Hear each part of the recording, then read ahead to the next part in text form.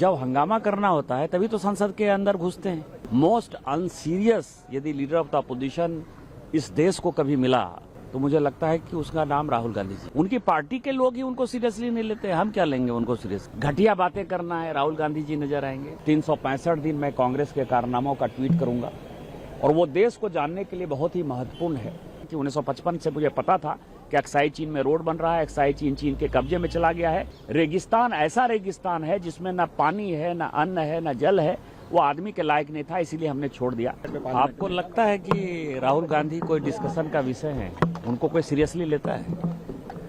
आपने कभी उनको सीरियस देखा है? जब हंगामा करना होता है तभी तो संसद के अंदर घुसते हैं। रोज यहाँ आते हैं, केवल बैठकी जमा के, चौकड़ी जमा के चले जाते हैं। उनके बारे में तो कोई बात ही नहीं करना चाहिए। मुझे नहीं लगता कि मोस्ट अनसीरियस यदि लीडर ऑफ द अपोजिशन इस देश को कभी मिला 1952 के बाद से, तो मुझे लगता है कि उसका नाम राहुल गांधी जी है। और फॉरेन पॉलिसी को जो बताया गया है मोदी सरकार के नेतृत्व में फॉरेन पॉलिसी है, मैं तो कह रहा हूँ ना कि उनको कौन सीरियसली ले रहा है। उनकी पार्टी के लोग ही उनको सीरियसली नहीं लेते, हम क्या लेंगे उनको सीरियसली। और खुद वो प्रेजेंट नहीं रहेंगे जो ऑल पार्टी मीटिंग में से वो केरल में चले गए। मैंने तो कहा ना कि एक नहीं होता है, एक मतलब मैं उन शब्दों का प्रयोग नहीं करना चाहता, लेकिन एक शब्द है बिहार में जैसे हमारे बच्चे भी बहुत बिगड़ जाते हैं ना, तो जैसे माँ भी उसको जोर से कहती है, लंपट एक शब्द है बिहारी में। तो आप ये समझिए कि यदि हल्ला करना है, हंगामा करना है, तोड़फोड़ करना है, स्पीकर के चैम्बर में घुसना है, उनके ऊपर कोई कागज फेंकना है, पत्थर फेंकना है, तो राहुल गांधी जी आपको नजर आएंगे। घटिया बातें करना है, राहुल गांधी जी नजर आएंगे। और यदि कोई सीरियस बात करनी है, ऑल पार्टी मीटिंग है, लीडर ऑफ द अपोजिशन का रोल है, बिजनेस एडवाइजरी कमेटी है, लीडर ऑफ द अपोजिशन का रोल है, पार्लियामेंट में बहस हो रही है, उस बहस में कौन क्या बोल रहा है। कल जैसे ट्रांसजेंडर बिल पास हुआ तो रहना चाहिए था ना। यदि आप मिले लोगों से, यदि आपको लगता है कि हम मिलकर जो है उनकी बातें सुन रहे हैं, तो उनके लिए आपको संसद में रहना चाहिए था ना। कल पास हो गया, 1 मिनट के लिए संसद के अंदर नहीं घुसे, इसको क्या कहेंगे। इसीलिए उस प्रकार के व्यक्ति के बारे में, अनसीरियस व्यक्ति के बारे में बहुत ज्यादा बात करने की आवश्यकता नहीं है। सर, कांग्रेस ने एलपीजी को लेकर भी प्रोटेस्ट किया है मकर द्वार पर। वो अलग चीज है, लेकिन आज जो मैंने ट्वीट किया है ये बड़ा इम्पोर्टेंट है। आज मेरा 9वां दिन है जो मैंने एक शपथ ली हुई है कि 365 दिन मैं कांग्रेस के कारनामों का ट्वीट करूंगा। और वो देश को जानने के लिए बहुत ही महत्वपूर्ण है कि 25 मार्च 1914 को ब्रिटिश इंडिया, चाइना और तिब्बत के बीच में एक समझौता, और वो समझौता ये कहा कि तिब्बत एक जमाने में बहुत ही बड़ा राज्य था। तिब्बत के राजा ने जो है चीन पर कब्जा करके उस परिवार में, राज परिवार में शादी की थी।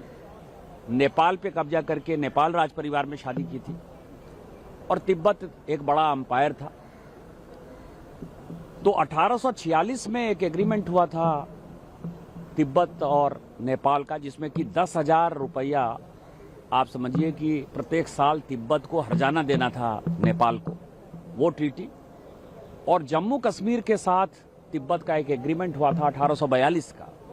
उन दोनों एग्रीमेंट के बाद मैकमोहन ने एक लाइन तय की थी, लेकिन नेहरू जी ने मई 1951 में 17 पॉइंट एक एजेंडा एग्रीमेंट हुआ था तिब्बत और चाइना के बीच, उसमें उसको मान लिया। उसके मानने के कारण चीन का पार्ट जो है तिब्बत हो गया और चीन हमारा पड़ोसी हो गया। इससे भी उनका मन नहीं भरा, तो 29 अप्रैल 1954 को एक एग्रीमेंट जो है उन्होंने चीन के साथ किया। और उसमें नेहरू जी ने ये खुली छूट दी कि चीन के जितने आदमी यहाँ आना चाहते हैं, व्यापार करना चाहते हैं, वो बिना वीजा परमिट के वो जो है वो भारत में आएंगे, जहां बसना चाहते हैं वो बस जाएंगे। और तिब्बत जो है चीन का पार्ट हो गया। उसका नतीजा हुआ 1954 के उस एग्रीमेंट का नतीजा हुआ, आपको पता है कि आज भी 78,000 वर्ग स्क्वायर किलोमीटर जमीन हमारा चीन ने कब्जा कर लिया है। अक्साई चीन पे जब रोड बना रहा था चीन, तो 1954-55 में हमारे जब सैनिक कुछ पकड़ा गए, तो आपको पता है कि 2 महीने तक नेहरू जी उस बात को छिपाते रहे पार्लियामेंट में कि इस तरह की कोई बात नहीं है। और उन्होंने अपने स्पीच में पार्लियामेंट में कहा 1958 में, ये फैक्ट है कि 1955 से मुझे पता था कि अक्साई चीन में रोड बन रहा है, अक्साई चीन के कब्जे में चला गया है, लेकिन वो गोबी डिजर्ट की तरह है जिसमें कि रेगिस्तान, ऐसा रेगिस्तान है जिसमें ना पानी है, ना अन्न है, ना जल है। वो आदमी के लायक नहीं था, इसीलिए हमने छोड़ दिया। तो आज ये महत्वपूर्ण है और देश को जानने लायक है। अगर आप ये वीडियो YouTube पर देख रहे हैं तो हमारे चैनल को सब्सक्राइब कर बेल आइकन दबाएं और Facebook पर देख रहे हैं तो हमारे पेज को लाइक करें।